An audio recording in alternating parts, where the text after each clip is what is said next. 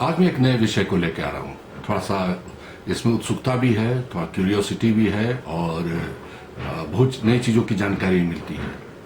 क्या झारखंड में चावल के जीवाश्म मिले हैं? ये इस तरह का वर्ल्ड में बहुत कम सुनने को मिला है, नहीं ही सुनने को मिला है, लेकिन झारखंड में मिल रहा है कि झारखंड में चावल, दाल, अनाज के जीवाश्म, फॉसिल जिसको कहते हैं, ये एक बड़ा इंटरेस्टिंग सब्जेक्ट है। बहुत आश्चर्यजनक भी लगा है सुन के, और वहाँ पे काफ़ी कुछ इस पर काम भी हुआ है। लेकिन अभी भी ज़्यादातर लोग इंटरेस्टिंग, जो गांव वालों का मानना है कि ये जो है वो चावल के ही फॉसिल है।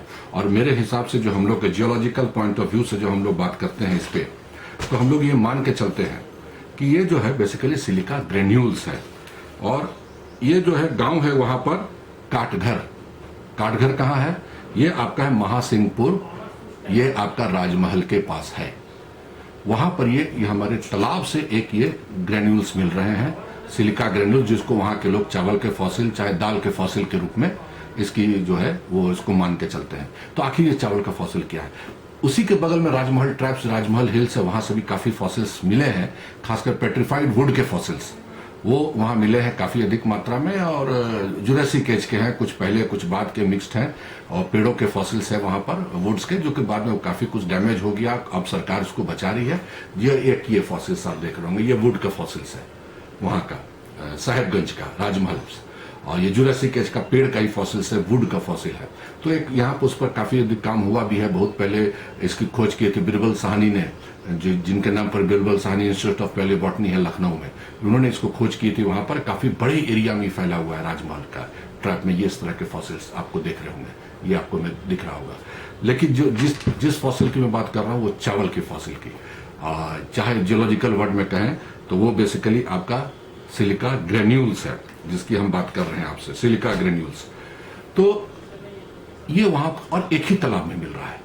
आश्चर्य की बात यह है, और भी वहां कुछ तालाब हैं, लेकिन वहां पर नहीं, सिर्फ एक ही तालाब मिल रहा है। और सबसे क्या है कि वहां के बच्चे जो है, चाहे गांव वाले हैं, इसको बेचते हैं।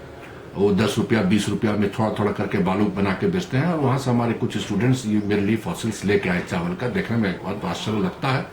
तो इसके बारे में आपको वहां के फोटोग्राफ्स, वहां का वीडियोस भी मैं दिखाऊंगा कि ये कितना रहस्यमय जगह है। राजमहल ऐसे भी काफी इंटरेस्टिंग जगह है, जियोलॉजिकली भी, हिस्टोरिकली भी, बहुत कुछ है वहां पर राजमहल में। तो राजमहल का नाम से लगता है जैसे राजाओं का महल, साहेबगंज, साहेब लोग का गंज। तो बड़ा इंटरेस्टिंग वहां के नाम सबके साथ ये जुड़ा हुआ है। तो इसमें ये सारे फॉसिल्स मिले हैं, जो कि हमको लगता है भारत में इतने बड़े क्षेत्र में प्लांट फॉसिल्स का मिलना एक बहुत अभी तक सूचना नहीं है। इतने बड़े एरिया में प्लांट फॉसिल्स का मिलना एक साथ, चावल का फॉसिल मिलना। लेकिन ये अभी भी प्रश्नवाचक चिन्ह है कि क्या ये सही में चावल के फॉसिल्स हैं कि ये सिलिका ग्रेन्यूल्स हैं, जो कि ज्वालामुखी विस्फोट वगैरह से बने। क्योंकि राजमहल का जो एरिया है, जो साहेबगंज, जो आपने दिखाया, मैं ये बड़े जो पेट्रिफाइड वुड्स हमने दिखाया फॉसिल्स, ये ज्वालामुखी विस्फोट की वजह से बना, जैसा कि जियोलॉजिकल एविडेंसेस कहता है। विस्फोट हुआ ज्वालामुखी का, जिसके कारण वही पेड़ वगैरह दब गए। और डायनोसॉर, जुरासिक के, जब जान रहे होंगे कि पृथ्वी पर उस वक्त डायनासोर्स का रूल था। तो जुरासिक एज जो है वो आपका एक बड़ा इंटरेस्टिंग एरिया रहा है। और उस वक्त का तापमान आज के तापमान से ज़्यादा होता था। जो हम लोग पैलियो क्लाइमेट वगैरह पढ़ते और पढ़ाते हैं, उसमें ये मान्यता है कि वो क्लाइमेट का भी बहुत बड़ा डिफरेंस था आज के समय से। उसके बाद से फिर हमारा जो आता है दूसरा काल, जो आता है जिसमें मनुष्य आने लगते हैं करोड़ों साल के बाद, वो दूसरा काल शुरू हो जाता है। तो ये बड़ा इंटरेस्टिंग जगह, चावल का फॉसिल मिलना। तो आइए आपको उस जगह का मैं कुछ फोटोग्राफ्स दिखाऊंगा, जो मैंने सैटेलाइट के थ्रू लिया है और गूगल अर्थ वगैरह के थ्रू लिया है, और वीडियो जो मैंने बनाया है। तो आपको फिर लगेगा कि देख के आपको भी शायद कुछ इंटरेस्टिंग लगे। आइए पहले आप वीडियो और फोटोग्राफ्स देख लेते हैं, फिर उसके बाद हम लोग फिर इस पर चर्चा करते हैं। आइए। ये वो जगह है मंदरो, जिसका मैंने वो फॉसिल्स दिखाया था, वुड फॉसिल्स, साहेबगंज के पास। वो पहाड़ भी आपको दिख रहा होगा। ये उसी एरिया है जहां से ये प्लांट फॉसिल्स अब मैंने आपको दिखाया था। राइस फॉसिल्स का जगह मैं अभी आपको दिखाऊंगा। और ये रहा राइस फॉसिल। आप देख रहे होंगे वहां एक पॉन्ड लिखा हुआ है, वहां से ये राइस फॉसिल मिला था। और बगल में जगह का नाम भी है महासिंहपुर। ये है ये पॉन्ड जहां से ये फॉसिल मिला था, वो जो राइस फॉसिल से केवल एक ही पॉन्ड पे। ये है झारखंड के काटघर, महासिंहपुर, साहेबगंज में एक तालाब से ये ग्रेन्यूल, सिलिका ग्रेन्यूल्स मिला है। और वहाँ के लोगों का मानना है, गांव वालों के लोगों का मानना है कि ये चावल का फॉसिल है। और ये साहिबगंज वगैरह एरिया, ये साहिबगंज उस वक्त वहाँ बहुत सारे प्लांट फॉसिल्स भी मिले हैं जो जुरासिक एज के हैं, लेकिन इस तरह का चावल के शेप का मिलना और ये मानना कि ये चावल के फॉसिल्स हैं, चावल के ये फॉसिलाइज्ड हैं, ये बड़ा थोड़ा सा एक सुनने में आश्चर्य लगता है। ये वहां से ये एक और सबसे आश्चर्य की बात है कि वो एक ये सारे जो आपको दिख रहा होगा राइस की तरह, आपका ये छोटे छोटे कण जो आपको दिख रहे हैं, ये इस तरह के आपको दिख रहे हैं, ये सब जो है एक ही तालाब से मिले हैं। जो हमने गांव का नाम बताया, काटघर, महासिंहपुर, साहिबगंज डिस्ट्रिक्ट, झारखंड। और ये बड़ा आश्चर्य का विषय है।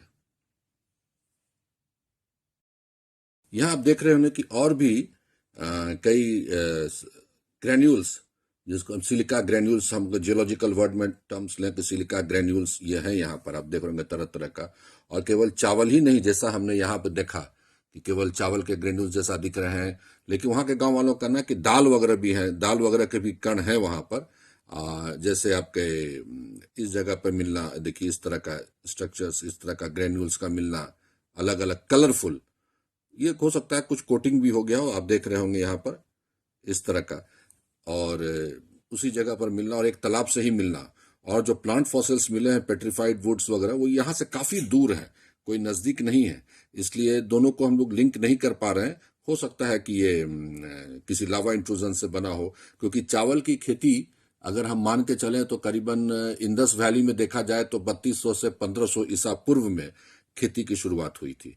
तो यहाँ इस तरह का मिलना एक बड़ा इंटरेस्टिंग है, और उसमें और भी रिसर्च करने की आवश्यकता है और ये जानने की जरूरत है, क्योंकि इस तरह के ग्रेन्यूल्स अभी बहुत जगह हम लोग को नहीं मिले हैं और सूचना भी नहीं है इस तरह के अलग अलग शेप के मिलने। देखिए जैसे ये आप देख रहे होंगे, कुछ और भी ग्रेन्स वगैरह के दिख रहे हैं अलग अलग उस तरह का, लेकिन हम लोग इस जियोलॉजिकली अभी फिलहाल इसको सिलिका ग्रेन्यूल्स मान के चल रहे हैं। और लेकिन गांव वाले आज भी इसको जो है तालाबों से निकालता है। एक ही तालाब है, बस यहीं से मिलता है, और अगल बगल कहीं ये भी चीज नहीं मिल रहा है, ये कंसंट्रेटेड है एक ही जगह पे। अभी फोटोग्राफ्स भी देखा, वीडियो भी देखा उस जगह के बारे में, कैसा लगा, क्या सही में ये जीवाश्म है? लेकिन हम लोग कहते हैं ना ये ग्रेन्यूल्स वगैरह, सिलिका का ग्रेन्यूल्स वगैरह छोटे छोटे जो सिलिका होते हैं, जियोलॉजिकल इसको ऐसे ही माना गया है। लेकिन सिर्फ एक ही जगह मिलना, एक ही तालाब में मिलना, ये एक प्रश्नवाचक चिन्ह है। कहाँ से आया ये, कैसे बना ये? अगर सिलिका भी है, ग्रेन्यूल्स है सिलिका के भी, तो कैसे बने वहां पर केवल उसी क्षेत्र में एक छोटे से तालाब में ही, और कहीं नहीं इसको मिल रहा है? तो ये एक शोध का विषय है, और इस तरह का और भी मैं आपको इश्यूज टॉपिक में आपको बताऊंगा, आपको अच्छा लगेगा। और अगर हो सके तो मेरे चैनल को सब्सक्राइब कर सकते हैं। Thank you.